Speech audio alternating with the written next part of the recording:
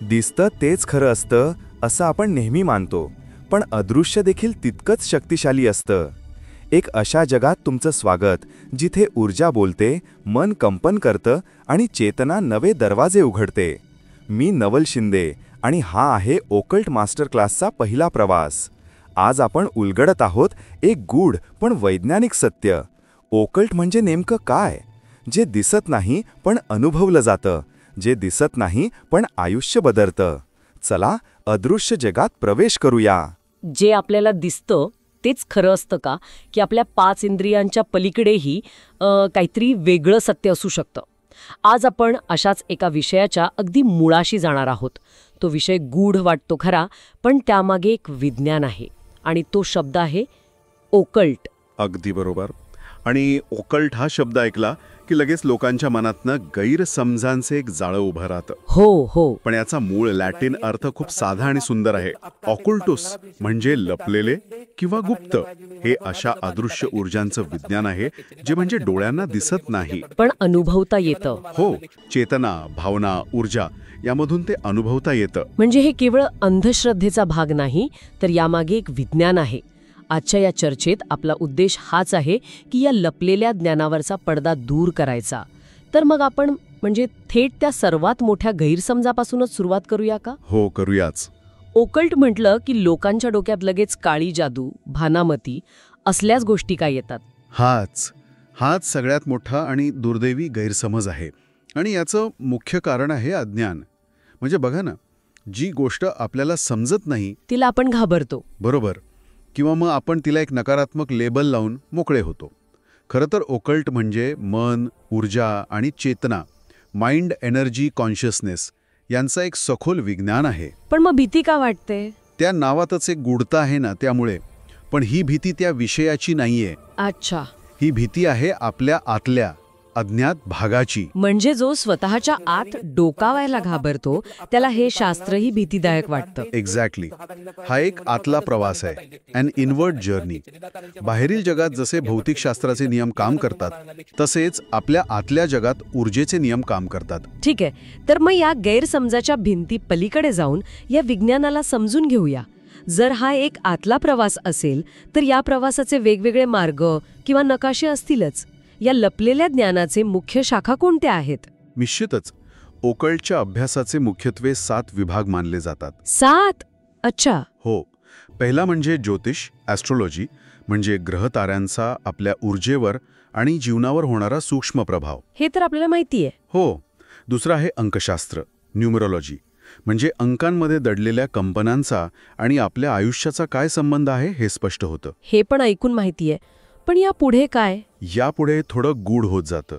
तिसरा विभाग आहे टॅरो आणि इतर भविष्यकथन पद्धती. म्हणजे भविष्य बघणं? भविष्य बघण्यापेक्षा त्याला प्रतीकांच्या माध्यमातून आपल्या आतल्या मनाकडून म्हणजे सुप्त मनाकडून मार्गदर्शन मिळवणं म्हणू शकतो आपण. इंटरेस्टिंग. आणि पुढचा आहे ऑरा, चक्र आणि ऊर्जा विज्ञान. आपल्या शरीरातील सूक्ष्म ऊर्जा केंद्र आणि आपल्या सभोवतालचं ऊर्जा क्षेत्र म्हणजे ऑरा याचा अभ्यास. 1 मिनिट, इथे मला तुम्हाला थांबवावं असं वाटते. पुढच्या शाखा खूपच गुंतागुंतीच्या वाटतायत. तुम्ही म्हणालात किमिया आणि तंत्र. आता किमिया म्हटल्यावर माझ्या डोक्यात तर फक्त तो दगडधोंड्यांपासून सोनं बनवणारा किमियागार येतो. याचा आंतरिक परिवर्तनाशी काय संबंध? खूप छान प्रश्न आहे आणि हाच तो गैरसमज आहे. बघा, धातूंना सोन्यात रूपांतरित करण्याची प्रक्रिया ही एक रूपक कथा म्हणजे मेटाफर होती. रूपक कथा? हो. खरी किमिया होती आपल्या आतल्या नकारात्मक भावना, जसे की भीती, राग, द्वेष यांना शीसे म्हणजे लीड म्हटलं जायचं. अच्छा. आणि या शीशाला सकारात्मक गुणांमध्ये म्हणजे प्रेम, धैर्य, करुणा म्हणजेच सोनं किंवा गोल्ड यामध्ये रूपांतरित करायचं. वाह, म्हणजे हे तर सायकॉलॉजी डिस्गाइज्ड एज केमिस्ट्री आहे. हो. हा दृष्टिकोनच पूर्णपणे नवीन आहे. अगदी तसंच. आणि तुम्ही अजून एका शाखेचा उल्लेख केलात जो मानसशास्त्राच्या खूप जवळचा वाटतो, सुप्तमन आणि शॅडो सायकॉलॉजी. शॅडो म्हणजे सावली. हे ऐकायला थोडं भीतीदायक वाटतं. हो, पण ती सावली बाहेरची नाही तर आपल्या आतली आहे. प्रसिद्ध मानसशास्त्रज्ञ कार्ल युंग यांनी ही शॅडो संकल्पना मांडली. शॅडो म्हणजे आपल्या व्यक्तिमत्वाचा तो हिस्सा जो आपण दाबून टाकतो किंवा नाकारतो. म्हणजे आपल्यातला राग, भीती, असुरक्षितता ज्या गोष्टी आपण जगासमोर आणायला लाजतो त्या सगळ्या आपल्या शॅडोचा भाग बनतात. ओकल्ट विज्ञान असं मानतं की जोपर्यंत तुम्ही तुमच्या या सावलीला स्वीकारत नाही तिच्याशी संवाद साधत नाही तोपर्यंत तुम्ही अपूर्ण असता. हा स्वतःच्या संपूर्ण अस्तित्वाला स्वीकारण्याचा प्रवास आहे. म्हणजे स्वतःच्या त्या भागालाही स्वीकारणं ज्याला आपण वाईट समजतो. हे खूप धाडसाचं काम आहे. बरं, आता राहिलेल्या 2 शाखा कोणत्या? 5वा विभाग आहे मंत्र आणि विधिविज्ञान. या ध्वनीच्या कंपनांचा आणि विशिष्ट कृतींचा वापर करून ऊर्जा कशी केंद्रित करता येते याचा अभ्यास आहे. आणि 6वा विभाग म्हणजे तंत्र, जो किमिया आणि शॅडो सायकोलॉजीच्या जवळचा आहे. तंत्र म्हणजे ऊर्जेला तिच्या मूळ स्वरूपात स्वीकारून तिचा विस्तार करणे. हे सगळं ऐकून एक गोष्ट स्पष्ट होतीये की या सगळ्या शाखा कुठेतरी आपल्या आतल्या ऊर्जेशी आणि मनाशी जोडलेल्या आहेत. पण आता खरा प्रश्न, या सगळ्या ज्ञानाचा सामान्य व्यक्तीच्या दैनंदिन जीवनात नेमका काय उपयोग होतो? म्हणजे हे जाणून घेतल्याने आयुष्य अधिक सोपं होतं का? तुम्ही आधी उल्लेख केला होता की यामुळे व्यक्तिमत्व चुंबकीय म्हणजे मॅग्नेटिक बनतं. प्रामाणिकपणे सांगायचं तर हे थोडं ऐकायला छान वाटतं, प्रकारातलं वाटतंय. तुमचा संशय अगदी स्वाभाविक आहे. म्हणजे ऊर्जा शुद्ध करा आणि व्यक्तिमत्व चुंबकीय बनवा, यामागे नक्की काय विज्ञान आहे? चुंबकीय व्यक्तिमत्व म्हणजे केवळ चांगलं बोलणं किंवा आत्मविश्वास नाही. त्याच्या मुळाशी ऊर्जेचं विज्ञान आहे. तुम्ही विचार करा, काही लोकांच्या उपस्थितीत तुम्हाला खूप शांत, सुरक्षित आणि सकारात्मक वाटतं. हो, होतं असं. तर काही लोकांच्या जवळ गेल्यावर अकारण ताण किंवा चिडचिड जाणवते. असं का होतं? का? कारण प्रत्येक व्यक्ती स्वतःभोवती एक ऊर्जेचं क्षेत्र, एक व्हायब्रेशन घेऊन फिरत असते. आपण ज्याला इंग्रजीत वाइब म्हणतो, गुड वाइब्स, बॅड वाइब्स. अगदी तेच. ही व्हाईब म्हणजेच त्या व्यक्तीच्या ऑराची कंपनी. जेव्हा तुम्ही ओकल्टच्या माध्यमातून स्वतःच्या आतल्या नकारात्मक भावनांवर, विचारांवर काम करता, तेव्हा तुमची ऊर्जा शुद्ध आणि उच्च कंपनांवर म्हणजे हाय फ्रिक्वेन्सीवर जाते. तुमची ही शुद्ध आणि सकारात्मक ऊर्जा दुसऱ्या व्यक्तीच्या ऊर्जा क्षेत्राला स्पर्श करते, तेव्हा त्यांना नकळतपणे तुमच्या सहवासात बरं वाटतं, सुरक्षित वाटतं. अच्छा. लोक तुमच्याकडे आकर्षित होतात कारण तुमची ऊर्जा त्यांना शांत करते. हे अभिनयातून होत नाही, ते तुमच्या ऊर्जेचं नैसर्गिक प्रकटीकरण असतं. म्हणजे स्वतःवर काम केल्याचा तो एक नैसर्गिक परिणाम आहे. आणि तुम्ही मॅनिफेस्टेशन बद्दलही काहीतरी म्हणाला होता. हो. म्हणजे इच्छित गोष्टी आकर्षित करणं.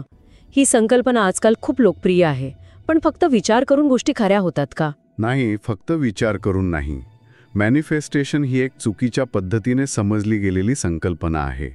समजा एखाद्याला नवीन नोकरी हवी आहे, तर मॅनिफेस्टेशन म्हणजे फक्त नोकरी मिळावी अशी इच्छा करणं नाही, तर त्यासाठी तुमचे विचार म्हणजे मी या नोकरीसाठी पात्र आहे, तुमच्या भावना म्हणजे ती नोकरी मिळाल्यावर होणारा आनंद आत्ताच अनुभवणे, आणि तुमची कृती म्हणजे त्यासाठी अर्ज करणे, तयारी करणे. या तिन्ही गोष्टी एका सरळ रेषेत आणणे. बरोबर.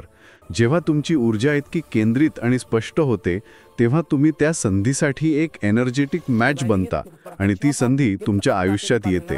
हे खूपच व्यावहारिक स्पष्टीकरण आहे. आता हे अधिक चांगल्या प्रकारे समजून घेण्यासाठी एक रोजच्या वापरातलं उदाहरण घेऊया. हो, नक्की. आपण अनेकदा लोकांकडून ऐकतो किंवा स्वतःही म्हणतो की आज माझी ऑरा डाऊन झालीये किंवा त्याची ऑरा पडली आहे. मी तर हे नेहमीच एक वाक्प्रचार म्हणून वापरलं आहे. पण तुम्ही म्हणताय की ही एक खरी ऊर्जेच्या पातळीवर घडणारी घटना आहे. हो, ही 100% एक खरी ऊर्जेच्या पातळीवरील घटना आहे. ऑरा पडणे म्हणजे त्या व्यक्तीच्या सभोवतालच्या ऊर्जेच्या क्षेत्रात, एनर्जी फील्डमध्ये काहीतरी अडथळा किंवा घट झाली आहे. अच्छा. आपली ऑरा म्हणजे आपल्या शरीरातून बाहेर पडणारा एक सूक्ष्म ऊर्जेचं वलय, जे आपल्या शारीरिक, मानसिक आणि भावनिक स्थितीचं प्रतिबिंब असतं. आणि ही ऑरा पडते किंवा डाऊन का होते? त्याची अनेक कारणं असू शकतात. खूप जास्त शारीरिक थकवा, दीर्घकाळ चाललेला मानसिक ताण, एखादा भावनिक धक्का, नकारात्मक लोकांच्या सततच्या संपर्कात येणे किंवा चुकीचा आहार विहार. हो, या सगळ्या गोष्टींमुळे आपल्या ऊर्जा क्षेत्रात छिद्र पडतात किंवा ते कमजोर होतं. मग आपल्याला थकल्यासारखं, निरुत्साही वाटू लागतं. म्हणजे हा फक्त एक वाक्प्रचार नसून त्यामागे एक ठोस ऊर्जेचं निदान आहे. मग ओकल्ट विज्ञान यावर काही उपाय सांगतं का? नक्कीच. इथेच या ज्ञानाची खरी ताकद दिसून येते. ओकल्ट विज्ञान या ऊर्जेला पुन्हा संतुलित कसं करायचं, ते स्वच्छ, क्लेन्स कसं करायचं आणि मजबूत कसं बनवायचं याचे अनेक मार्ग शिकवतं. अच्छा. यात ध्यान, मंत्र, क्रिस्टल्स, निसर्गाच्या सान्निध्यात वेळ घालवणे यांसारख्या अनेक सोप्या पण प्रभावी पद्धती आहेत. तर आजच्या या सखोल चर्चेतून एक गोष्ट स्पष्ट झाली की ओकल्ट म्हणजे कोणतीही भीतीदायक गोष्ट नाही. नाही, अजिबात नाही. ते अदृश्य ऊर्जा, मन आणि चेतनेचे एक सखोल विज्ञान आहे आणि त्याच्या विविध शाखा आपल्याला स्वतःला अधिक चांगल्या प्रकारे समजून घेण्याची संधी देतात. बरोबर. आणि आज आपण जे काही बोललो त्यावरून एक विचार मनात येतो जो ऐकणाऱ्यांनी स्वतःला विचारायला हवा. आपलं आयुष्य खरंच फक्त त्या गोष्टींवर अवलंबून आहे ज्या आपण पाहतो आणि स्पर्श करू शकतो, की त्या अदृश्य ऊर्जांवर, त्या विचारांवर आणि भावनांवर अधिक अवलंबून आहे ज्या आपण प्रत्येक क्षणी निर्माण करतो आणि अनुभवतो? हा एक खूप महत्त्वाचा प्रश्न आहे आणि याच ऊर्जांच्या प्रवासात आपण पुढे जाणार आहोत. आज आपण ऑरा या शब्दाला स्पर्श केला, पण पुढच्या भागात आपण या ऊर्जेच्या वलयात आणखी खोलवर शिरणार आहोत आणि जाणून घेणार आहोत ऑरा म्हणजे नेमकं काय, ती कशी काम करते आणि आपण ती कशी अनुभवू शकतो. ओकल्ट म्हणजे भीती नव्हे. ओकल्ट म्हणजे स्वतःला खोलवर समजून घेण्याचा मार्ग.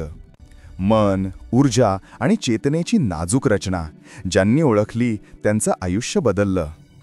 आजचा प्रवास इथे संपला, पण हे फक्त सुरुवात आहे. ओकल्ट मास्टर क्लासच्या पुढील भागात आपण जाणून घेऊ ऑरा म्हणजे काय आणि ती आपल्या आयुष्याचं सत्य कशी प्रकट करते. तोपर्यंत शांत रहा, सजग रहा आणि आपल्या आतल्या प्रकाशाला जाणत रहा. मी नवल शिंदे. पुन्हा भेटू पुढील अध्यायात.